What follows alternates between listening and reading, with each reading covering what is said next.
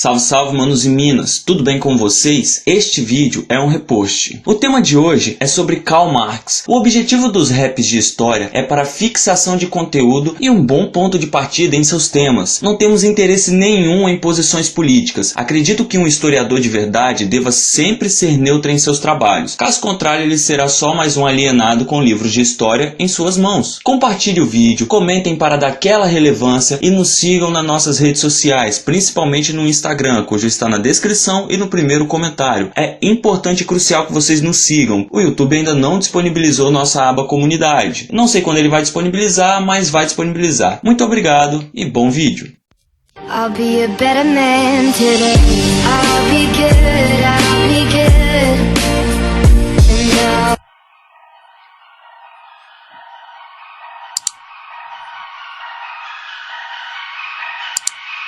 Space. Conhecimento geral. Só vem, moleque. Nasci no século XIX, trazendo ideias atuais. Tu pode até me odiar, mas seu professor me ama demais. Hoje eu vou te explicar a minha história em meu nome. Aí tu vai entender o que diferencia o mito e o homem. Nasci em família de classe média, sempre caçado por ter décima da média. Achava que aquele sistema capitalista era uma tragédia, pois eu me sentia preso numa rédea, em um filme sem graça de comédia. E a mão nos estudos, pois farriava e na minha época não existia o Wikipédia. A minha mãe pertencente à família Philips e meu pai é advogado. Judeu do cristianismo luterano, dentro da política ele teve que mudar de lado. E nisso eu fui também pra uma religião que não me convém. E no futuro eu virei uma espécie de ateu antissemita. Me diz o que tem, vem. Que eu me casei com a Jenny depois de um noivado totalmente escondido. Minha família não gostava da Adélia, deles tinham vários problemas comigo. É um fato que minha vida econômica nunca foi uma grande maravilha, e que meu casamento dependia de muita doação de amigos e família. Então trilha nas classes sociais e no mais valia eu estava ligado. Meu capital e manifesto comunista estavam a favor do proletariado. Tudo bem, cê vai dizer que eu nunca tratei pegando pesado, mas isso não significa que eu não deveria reivindicar as coisas pelo outro lado. O fetichismo dominava as massas de pessoas com produtos relevantes, e meu pensamento de alienação trabalhista estava indo um pouco mais adiante. E uma revolução de proletariado era algo totalmente necessário. Por paz ou violência eu deveria acabar com aquele falso mercado de trabalho. Batalho que essa seria a primeira fase chamada de socialismo. Fusão de recursos, unificação de poder de acordo com o marxismo. Igualdade na mão do governo, deixando de lado todo o capitalismo. Essa era a base que devia ser feita para ser imposta o meu comunismo. Enquanto minhas ideias de vento e poupa, minha vida ia por água abaixo. Perdi filhos que morreram pela miséria por eu nunca ter um trabalho. Triste enquanto minha mulher e Angels mantinham minhas contas do lar. Eu engravidei a nossa empregada quando minha esposa foi viajar. Aconteceu, mas nessa ideia o Angels me deu uma grande ajuda. Pegou um menino, colocou na adoção e deu uma pensão e me livrou da culpa. Independente do que eu fiz, essa vida não me assusta, porque o brilhantismo das minhas ideias, essas baboseiras não ofuscam.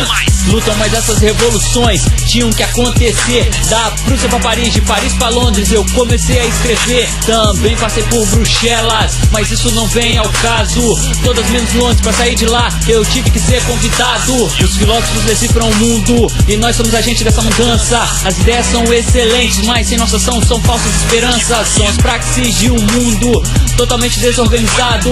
Às vezes você produz algo a vida inteira e não sabe pra que é utilizado. Naquele livro O Capital eu priorizo a visão do trabalhador e não a do seu patrão, produtor capitalista opressor. Desde que eu me formei em filosofia eu tive alguns perseguidores, por isso eu fui duramente criticado pelo grupo dos conservadores. Karl Marx chegou ao final de sua vida no ano de 1883 e seu funeral foi tão lotado que não tinha mais do que 16. Ajudou em parte na lei trabalhista, no exercício de sua função. Fiz esse rap pra você o conhecer, você gostando ou não. Você entendeu?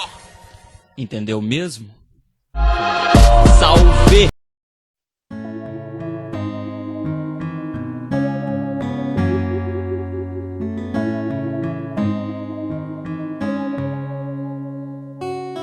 Início do século XX, Rússia com muitos problemas em mãos. Economia agrária e sem industrialização. A sociedade era pobre e toda a terra ficava na mão do nobre. E com o absolutismo tinham que lidar com o poder nas mãos do czar.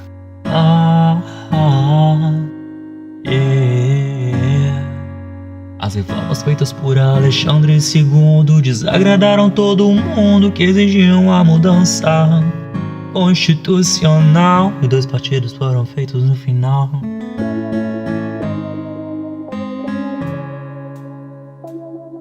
Frente ao Palácio de Inverno teve um dos piores eventos. Morreram mais de 1000 pessoas num domingo sangrento. Uma onda de protestos fez com que Nicolau II abrisse as eleições. Mas em suas mãos a concentração do poder era alta e a revolução de 1905 não deu em nada. E 12 anos se passaram num passo e logo ocorreu a Revolução de Março.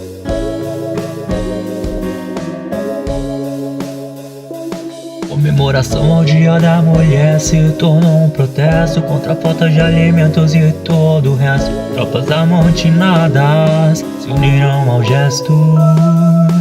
Czar incapaz de estabelecer a ordem, então o governo provisório entra em ação. Falta de apoio ao Nicolau II obrigou a abdicação. Líderes bolcheviques, os sovietes formaram duplo poder com o governo provisório, anunciaram as teses de abrir o governo pelos bolcheviques não era apoiado. Lenin tentou unir os soldados para iniciar a revolução do proletariado. O poder dos bolcheviques foi aumentado. Avisaram que seria acusado pelo governo de ser um agente da Alemanha. Lenin acaba fugindo para a Finlândia. Bolcheviques enfrentaram uma imprensa hostil e de péssima opinião, com povos acusando de traição. Convencido por trás, Lenin posterga a rebelião. Então, um dia antes do segundo congresso dos sovietes, acontece a invasão. Diversas mudanças os sovietes começaram a realizar. A Assembleia dissolvida por a fase burguesa da Revolução representar. Da Primeira Guerra a Rússia sai após assinar o Tratado de Paz. Várias terras deixaram pra trás. Durante o governo Lenin, as indústrias e bancos estrangeiros tiveram a nacionalização e as terras do campo uma redistribuição.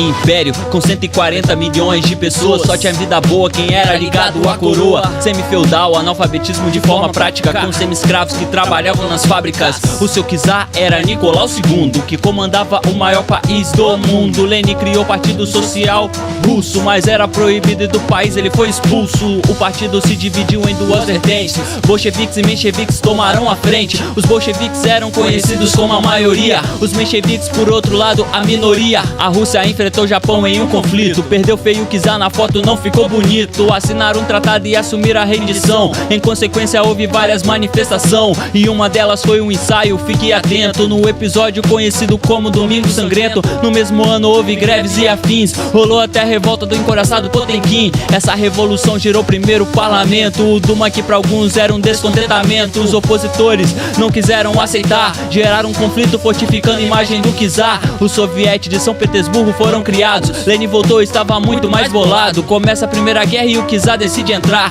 e mais uma vez a população começou a se revoltar. Nicolau decide ir pra guerra na linha de frente, acusando seus militares de incompetentes. Sua mulher assumiu, mas tinha origem alemã, então dá pra perceber que o povo dela não era muito fã. Em 17 aconteceu a Revolução de Fevereiro, mudando o sistema político por inteiro. Nicolau abdicou e o poder ficou dividido, com os deputados do Duma e sovietes envolvidos. Na Rússia ocorreu uma revolução que teve que sair da guerra pela pressão. Porém, o time da Entente não ficou reduzido, saiu a Rússia e entrou. Um governo provisório entrou no poder. Algumas reformas liberais começaram a fazer, mas vacilaram ao querer continuar na guerra. E o Lenin estava discussando sobre paz, pão e terra. E tudo isso de fevereiro a outubro. A Rússia estava passando por um período obscuro. Em outubro ocorreu a Revolução Vermelha. Os bolches no poder acendendo uma nova centelha. E eles chegaram dominando toda a área, sem empresas privadas e uma boa reforma agrária. Saíram da primeira guerra assinando um tratado. Uma guerra civil chegava a passos largos. Em 18 o pau já estava quebrando. O exército vermelho contra o exército branco. O Trotsky, os vermelhos ele comandava. Kornilov do outro lado os brancos regrava. Ambos exércitos não foram bons aos civis. Do terror vermelho aos estupros pelo país. Foi um caos, os vermelhos eram bem organizados. Em julho de 18 os Romanovs foram executados. Os vermelhos eram muito bem unidos. Já os brancos eram vários ideais divididos. A Europa pós-guerra ajudou no enredo de uma próxima revolução dessas. Eles tinham medo, mas os bolches pensaram de forma estratégica. Invadiram a Polônia na guerra polaco-soviética. O NEP foi colocado perto da guerra acabar. Segundo Lenin eram os passos que a Rússia tinha que dar, mas era um passo para trás no capitalismo, para dar 2 passos à frente no socialismo. 1922 é criada a União, vários países em uma só junção. Em 23 a guerra civil chegou ao seu final. Vermelhos vitoriosos e 5 milhões de mortos no total. Um ano se passou e Lenin veio a falecer. Stalin e Trotsky começaram a disputa de poder. Trotsky queria expandir a revolução pra fora. Stalin futuramente queria, mas não naquela hora. Lenin até queria que Trotsky fosse nomeado, porém Stalin fez com que ele fosse ridicularizado. Em 27 a era Stalin começa. Agora sim a União iria entrar pra festa. Trotsky se exilou na América do Norte. Até 1940, o ano de sua morte, ele estava se colocando contra o governo. Foi assassinado de forma cruel, sem meio termo. Teve medo vermelho, direitos e educação, mas vai ficar pro rap do ditador da União. Agradecimentos a você que chegou até o final. São 20 mil inscritos em 2 anos de canal. A meta é trazer a história inovando a metódica. Muito obrigado a todos e até